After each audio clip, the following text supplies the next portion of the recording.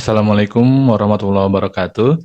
Selamat datang teman-teman di podcast Ren, podcast yang ngobrolin kajian keislaman yang kontekstual dan kontemporer.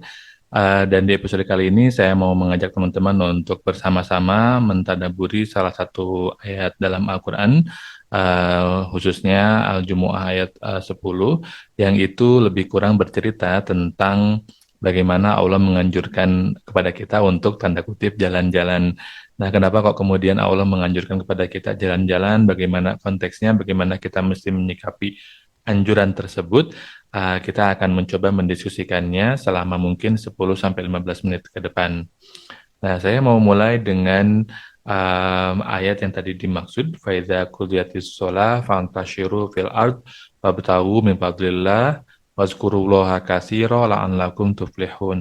Yang lebih kurang artinya adalah apabila salatnya sudah selesai dilaksanakan, sudah tuntas, sudah diiqomahkan, maka kita dianjurkan, dipersilahkan untuk bertebaran di muka bumi, bekerja, bepergian, berjalan-jalan, menjelajahi muka bumi untuk mencari karunia Allah dan dengan syarat untuk mau tetap mengingat Allah sebanyak-banyaknya agar kamu beruntung. Nah, ketika kemudian proses eh, apa namanya ayat ini sudah sering saya ingat dan kadang-kadang jadi semacam justifikasi kalau misalkan jadi justifikasi terhadap mimpi saya untuk keliling dunia gitu atau jalan-jalan. Tapi kemudian ketika menulis filosofi sholat, saya kemudian berpikir bahwa mungkin makna dari ayat tersebut jauh lebih dalam ketimbang anjuran untuk sekedar katakanlah jalan-jalan keliling dunia dan seterusnya. Dan itu saya temukan karena di ayat tersebut jelas sekali perintah fantasyiru fil ard itu diawali oleh perintah wa intufidus sholah ketika sholatnya sudah selesai dilaksanakan. Nah, ketika berbicara soal sholat, di dalam filosofi sholat itu saya ada satu pertanyaan yang coba saya diskusikan, saya tawarkan alternatif naratifnya, yaitu kenapa kok salat diakhiri dengan salam? Dan salah satu yang kemudian saya temukan jawabannya adalah bahwa jangan-jangan sebetulnya kita diamanahi misi untuk menjadi duta keselamatan, duta perdamaian, duta salam gitu ya, di antara waktu-waktu sholat, dan salam ini mesti kita sampaikan gitu ya, kepada setiap orang. Maka kemudian ketika melihat kembali faiza qudiyatis shalah fantashiru fil ard wabtagu min fadlillah wazkurullaha katsira la'allakum tuflihun, ini saya kemudian mencoba memetakan kemungkinan makna terdalam yang mungkin tidak terlihat secara eksplisit. Dan kalau kita lihat, kalau kita bagi ayat ini konteksnya, kita melihat bahwa key activities yang dianjurkan adalah fantashiru fil ard, bepergianlah, berkelilinglah, menjelajahilah alam semesta, jelajahilah dunia. Tapi kemudian key activities ini diikat oleh tujuan utama, yaitu wabtagu min fadlillah, untuk mencari keriduan Allah atau untuk mencari keutamaan karunia Allah Subhanahu wa taala. Nah, sehingga dengan demikian aktivitas yang diridhoi dan dianjurkan olehnya adalah aktivitas atau aktivitas yang itu memang bertujuan untuk mencapai karunia atau mendapatkan karunia dan keutamaan dari Allah Subhanahu wa taala. Nah, agar ini terjadi, maka kemudian ada dua prasyarat utama yang dipersyaratkan. Yang pertama, key activities ini harus dilaksanakan setelah sholatnya tuntas kita ikomahkan gitu ya, kita laksanakan secara sungguh-sungguh. Utamanya tidak sekedar hanya proses pelaksanaan ritualistik saja, tapi juga nilai-nilainya kita internalisasikan, dan pelaksanaan sholat secara istiqomah ini, secara sempurna ini dan sungguh-sungguh ini juga diikat dengan term and condition yang kedua atau prasyarat yang kedua, yaitu dalam proses beperjalanan kita harus senantiasa mengingat Allah terus-menerus, baik ketika berdiri, bergerak, tidur, rebahan, duduk, dan lain sebagainya. Tidak mesti dan tidak selalu harus hanya dibuktikan dengan pelafalan kalimat zikir, baik itu tasbih, tahmid, takbir, tahlil, dan seterusnya, tapi juga dalam konteks ketersambungan ingatan kita, kesadaran kita akan adanya wujudnya, maha melihatnya, maha mengetahuinya Allah Subhanahu wa taala dimanapun, kapanpun, dan dalam kondisi apapun kita sedang berada. Nah, kalau kita bisa mengikat key activities ini dengan tujuan objektif yang kita niatkan dengan ikhlas, dengan pelaksanaan pemenuhan prasyarat yang sholat maupun yang zikir, maka insya Allah la'allakum tuflihun. Itu akan menjadi goals-nya, jadi outcome-nya kita akan menjadi orang-orang yang beruntung, yang menang, dan seterusnya gitu.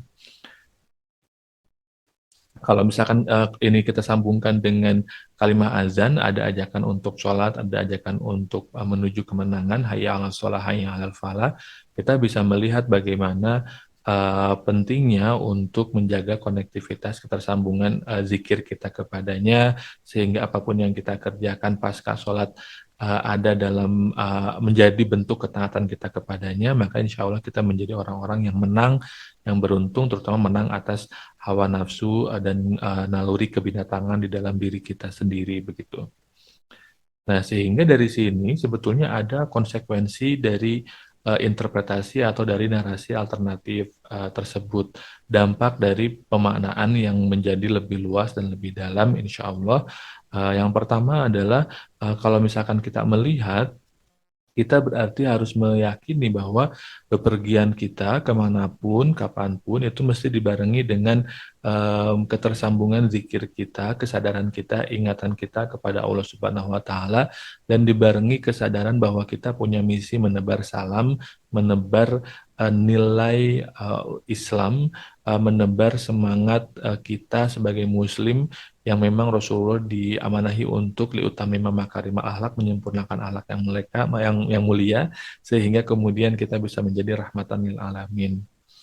Nah, itu yang pertama. Yang kedua, kita juga bisa melihat pada bagaimana sebetulnya proses kita untuk mencari rezeki itu harus dibarengi dengan ikhtiar kita bergerak keluar dari zona nyaman. Fantashiru fil ard, kata Allah. Jelajahilah, bepergianlah, keluarlah kamu dari zona nyaman, wabtagu min fadlillah, dan sambutlah, jemputlah rezeki karunia Allah yang sudah Allah hujankan, limpahkan secara berlimpah ke dunia ini ya. Seperti itu. Nah, sehingga kemudian ini juga penting jadi catatan bagi kita bahwa al-harokah barokah menyertai pergerakan, menyertai upaya ikhtiar itu akan ada keberkahan gitu ya.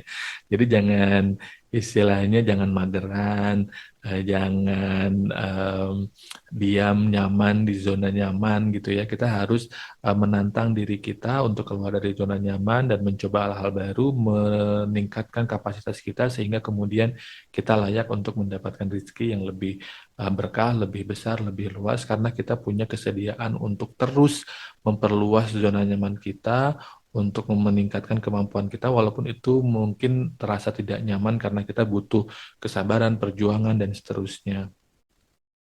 Kemudian yang ketiga ini yang mungkin agak lebih dalam, yaitu bahwa bepergian memungkinkan kita untuk mengalami yang namanya intercultural encounter, pertemuan lintas kultur yang mana ini sangat penting gitu ya dalam konteks kehidupan dan kemanusiaan kita, sehingga objektif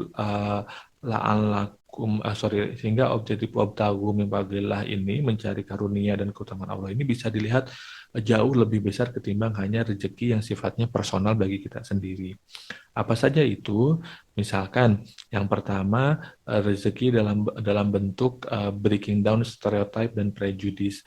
Yang prasangka, prejudis, stereotype, stigma dan lain-lain ini sejak lama menjadi salah satu sumber konflik yang melibatkan orang-orang di lintas suku, lintas agama dan seterusnya. Kita punya prasangka negatif yang prasangka itu belum tentu benar, kemudian kita menghakimi orang tersebut berdasarkan prasangka yang kita miliki. Mungkin contoh mudahnya agar relate, ketika terjadi peristiwa 9/11, kemudian Muslim dicap terorisme, sebagian orang yang tidak mengalami intercultural encounter dengan Muslim, yang mampu menampilkan keislamannya yang sesuai dengan keinginan Nabi, itu kemudian menganggap Islam sebagai sama dengan teroris, sehingga muncul prasangka yang kita balut dengan istilah Islamofobia tadi gitu. Nah, kalau misalkan Nah, begitu, berarti kita juga kadang-kadang sebagai muslim punya fobia, punya prasangka terhadap umat agama lain yang kemudian membuat kita menjadi judgmental, jadi tidak adil kepada mereka. Padahal kata Allah, "I'dilu wa aqrabu littaqwa", berlaku adilah karena adil itu dekat dengan ketakwaan, karena adil itu adalah bentuk ekspresi ketakwaan, indikator ketakwaan dan objektif dari ketakwaan tersebut. Nah, itu yang pertama. Yang kedua, berselaras dengan breaking down stereotip dan prejudice ini adalah pertemuan lintas kultur memungkinkan terjadinya katakanlah silaturahmi kemanusiaan yang mudah-mudahan itu bisa membangun kohesi dan perdamaian. Ini bisa dilihat dari semangat Nabi membangun negara Madinah zaman itu, di mana ada pertemuan intercultural antara muhajirin, lintas bani, lintas klan, kemudian ketemu eh, Aus dan Khazraj sebagai dua suku utama di Madinah, kemudian ketemu juga beberapa kabilah-kabilah Yahudi, ketemu juga orang Nasrani, ada perbedaan culture, perbedaan agama, tapi kemudian sepakat untuk membangun silaturahmi kemanusiaan, untuk membangun kohesi sosial, untuk menjaga perdamaian di Madinah dengan ada kesepakatan bersama berupa piagam Madinah dan seterusnya gitu. Nah, ini adalah salah satu esensi juga dari fantasyiru fil ard wabtagu min fadlillah, mencari karunia Allah. Tanpa adanya pertemuan interkultural agak sulit untuk kita mendapatkan karunia berupa perdamaian, kohesi sosial, toleransi dan seterusnya, karena mungkin kita akan terjebak dalam cangkang prasangka kita sendiri. Berikutnya ini juga berhubungan dengan apa yang disampaikan oleh John Dewey terkait democratic society, dan ini juga berhubungan dengan negara Madinah yang tadi saya ceritakan, yang mana John Dewey dia menulis dalam bukunya Democracy and Education itu tentang bagaimana proses pertemuan antara manusia di lintas kultur itu bisa menjadi wasilah tercapainya masyarakat yang demokratis gitu, karena ada kesalingpahaman, upaya untuk berkolaborasi dan seterusnya, upaya untuk mencari common ground gitu ya, nilai-nilai yang sama. Dan ini yang kemudian juga menarik dari situ adalah misi kita untuk menyebarkan salam versus dengan apa yang Samuel Huntington sebut sebagai benturan peradaban, di mana ternyata pasca Perang Dingin agama, kultur dan sebagainya menjadi senjata, menjadi alat, menjadi justifikasi terjadinya konflik kemanusiaan, peperangan dan seterusnya. Nah, kalau misalkan secara ideal teoritis kita beranggapan bahwa kita bisa menawarkan um, apa istilahnya, bisa menawarkan pertemuan lintas kultur ini dengan semangat untuk menebarkan salam keselamatan kedamaian, maka ya dunia ini akan aman-aman saja, pertemuannya akan menghasilkan democratic society dan bukan benturan peradaban. Walaupun mungkin pemikiran ini agak utopis gitu ya, melihat dengan kondisi yang seperti sekarang, tetapi secara ideal teoritis memang memang begitu, jika seluruh manusia tiba pada kesadaran untuk bepergian bertemu orang dengan niat menebarkan salam, bukan niat untuk menjajah, mengeksploitasi dan seterusnya, yang memang itu menjadi fakta sejarah yang tidak bisa kita pungkiri gitu. Terakhir yang keempat, em, kita juga bisa melihat outcome-nya, tuflihun, beruntung, menang, dan seterusnya, akhirnya dengan konsekuensi beberapa keuntungan tadi, konsekuensi tafsiran tadi adalah bahwa keberuntungan yang Allah maksudkan itu sifatnya ternyata memang jamak, la'an lakum gitu ya. La'an lakum tuflihun, sehingga kamu semua, kalian semua menjadi orang-orang yang beruntung. Nah, ini bayangkan bahwa keberuntungan itu akan menjadi sebuah apa ya, karunia kolektif jika memang semua orang berusaha untuk fantasyiru fil art dengan memenuhi prasyarat-prasyarat tadi gitu ya. Sholatnya selesai, zikirnya juga dijaga, objektifnya juga diniatkan secara ikhlas, sehingga kemudian kita bisa menjadi orang-orang yang secara kolektif menjadi orang-orang yang beruntung, yang menang. Minimalnya kita sebagai muslim melakukan itu, sehingga harapannya bisa menjadi role model rahmatan lil alamin itu yang seperti apa. Oke, baik. Itu saja mungkin untuk episode kali ini. Terima kasih sudah mendengarkan. Semoga proses pentadaburan kita menambah narasi alternatif atau interpretasi yang mudah-mudahan memperkaya perspektif kita akan kemahakuasaan Allah, kemahabijaksanaan Allah, dan bagaimana Al-Quran menawarkan kepada kita rahasia-rahasia besar yang tidak mungkin kita bisa singkap semuanya, tapi kita bisa upayakan untuk belajar, untuk mencari makna, mencari hikmah di balik ayat-ayat yang Allah wahyukan kepada Nabi Muhammad SAW. Dengarkan terus atau tonton terus podcast Ren, baik di YouTube, Anchor, Spotify, maupun di Google Podcast, follow juga Instagram kami di @podcasttrend. Terima kasih. Wassalamualaikum warahmatullahi wabarakatuh.